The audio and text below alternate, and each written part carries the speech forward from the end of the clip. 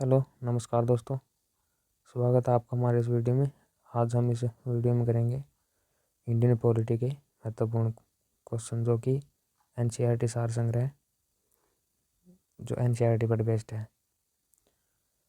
देखिए, पहला regulating act 1773 द्वारा सर्वोच्च न्यायालय की स्थापना कहाँ की गई थी? तो ये की गई थी कोलकाता में 1774 ईस्वी में।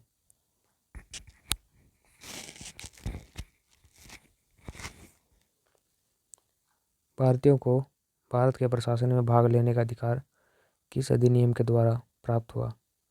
तो ये हुआ चार्टर एक्ट 1833 द्वारा।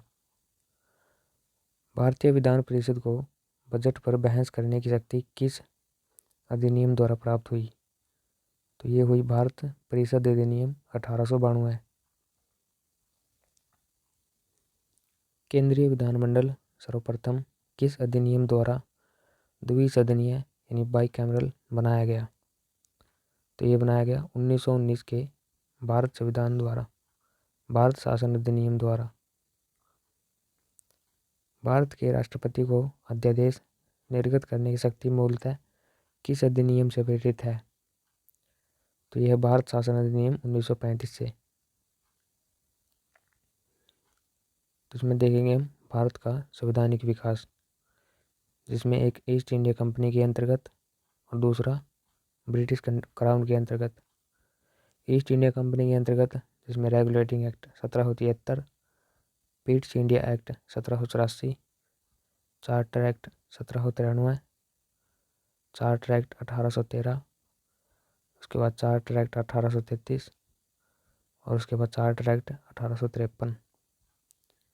और ब्रिटिश क्राउन के अंतर्गत भारत शासन अधिनियम 1858,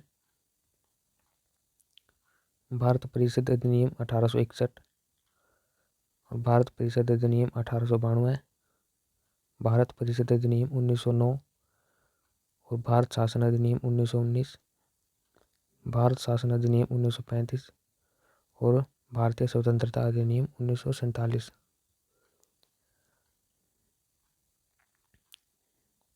केंद्र में द्वैध शासन व्यवस्था किस अधिनियम के द्वारा लागू की गई थी?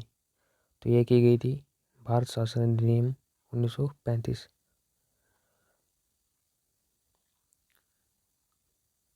ब्रिटिश भारत में किस अधिनियम में संघीय शासन का प्रावधान था?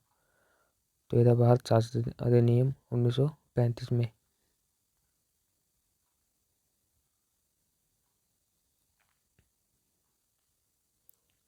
अखिल भारतीय संघ स्थापित करने का प्रावधान किस अधिनियम के अंतर्गत किया गया है?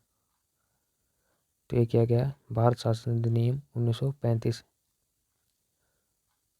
भारत के संविधान में केंद्र और राज्यों के मध्य किया गया शक्तियों का विभाजन भारत सरकार अधिनियम 1935 पर आधारित है। एक निर्वाचन सदा संविधान सभा द्वारा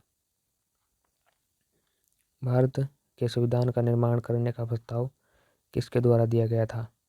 तो ये दिया गया था क्रिप्स मिशन द्वारा। भारतीय संविधान सभा का गठन किसके अंतर्गत किया गया? तो ये किया गया कैबिनेट मिशन 1946 के अंतर्गत। कैबिनेट मिशन द्वारा प्रस्तुत योजना के अनुसार संविधान सभा में प्रांतों के प्रतिनिधियों का निर्वाचन किस अनुपात में था? तो यह था 10 लाख की जनसंख्या पर एक सदस्य।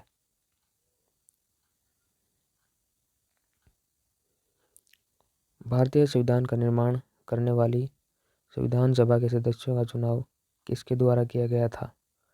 तो यह किया गया था विभिन्न प्रांतों के विधानसभाओं द्वारा। इसके बाद हम बात करते हैं अंतरिम सरकार, जो कि वर्ष 1946 में बनी थी। तो उनके कुछ सदस्य और उनको दिए गए जो विभाग। तो पहला जवाहरलाल नेहरू, इनको राष्ट्रमंडल संबंध एवं विदेशी मामलों का विभाग दिया गया।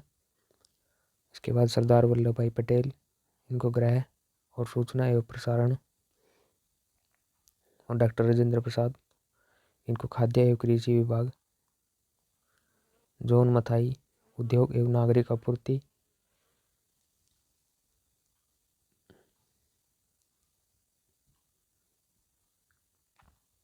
इसके बाद जगजीवन राम, इनको श्रम विभाग। इसके बाद सरदार बलदेव सिंह, इनको रक्षा विभाग। और लियाकत अली खान, इनको वित्त विभाग। और श्री राजगोपालाचारी, इनको शिक्षा एवं कला विभाग। भारत की संविधान की सभा की पहली बैठक कब हुई थी? तो ये हुई थी 9 दिसंबर 1946 को। भारतीय संविधान का प्रथम प्रारूप सर B.N. राव द्वारा तैयार किया गया था। संविधान सभा का स्थायी अध्यक्ष किसे चुना गया? तो ये चुना गया था डॉक्टर राजेंद्र प्रसाद को। संविधान सभा में पंडित नेहरू द्वारा उद्देश्य प्रस्ताव कब प्रस्तुत किया गया? तो यह किया गया था 13 दिसंबर 1946 को। नेहरू द्वारा प्रस्तुत उद्देश्य प्रस्ताव संविधान सभा में कब स्वीकृत हुआ? तो यह हुआ 22 जनवरी 1947। इसके बाद भारतीय संविधान के निर्माण काल में संविधान सभा में कुल कितने अधिवेशन हुए थे? तो ये हुए थे 12 अधिवेशन। और भारतीय संविधान के निर्माण में संविधान सभा को कितना समय लगा था? तो ये लगा था 2 वर्ष 11 महीने और 18 दिन। इसके बाद भारतीय संविधान सभा के संवैधानिक सलाहकार कौन थे? तो ये थे सर B.N. राव। इसके बाद भारत की संविधान सभा ने वर्तमान रूप में राष्ट्रीय ध्वज को अपनाया। तो ये अपनाया 22 जुलाई 1947 को। संविधान सभा की प्रथम बैठक की अध्यक्षता डॉक्टर सच्चिदानंद सिन्हा अस्थायी अध्यक्ष ने की थी। तो भारत का संविधान कब स्वीकार किया गया? तो यह स्वीकार किया गया था 26 नवंबर 1949 को। इसके बाद भारतीय संविधान पूर्णतः कब लागू हुआ? तो ये 26 जनवरी 1950 को पूर्णतः लागू हुआ। इसके बाद बात करते हैं संविधान सभा कॉन्स्टिट्यूएंट असेंबली। 9 दिसंबर 1946 को संविधान सभा की प्रथम बैठक हुई, जिसमें सच्चिदानंद सिन्हा को अस्थायी अध्यक्ष और 11 दिसंबर 1946 को डॉक्टर राजेंद्र प्रसाद को स्थायी अध्यक्ष चुना गया। संविधान निर्माण का प्रारंभ 13 दिसंबर 1946 को पंडित जवाहरलाल नेहरू द्वारा प्रस्तुत उद्देश्य प्रस्ताव से हुआ था, जिसे 22 जनवरी 1947 को सर्वसम्मति से स्वीकार कर लिया गया। 26 जनवरी 1949 को भारतीय संविधान अंगीकृत किया गया, जबकि 26 जनवरी 1950 को इसे पूर्णतः लागू किया गया।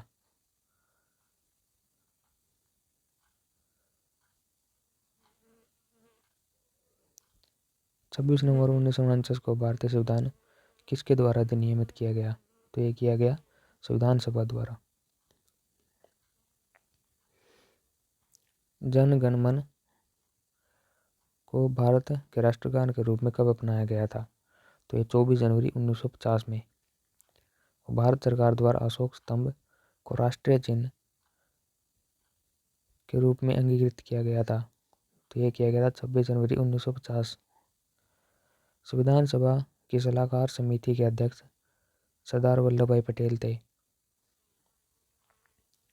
संविधान सभा की झंडा समिति के अध्यक्ष कौन थे?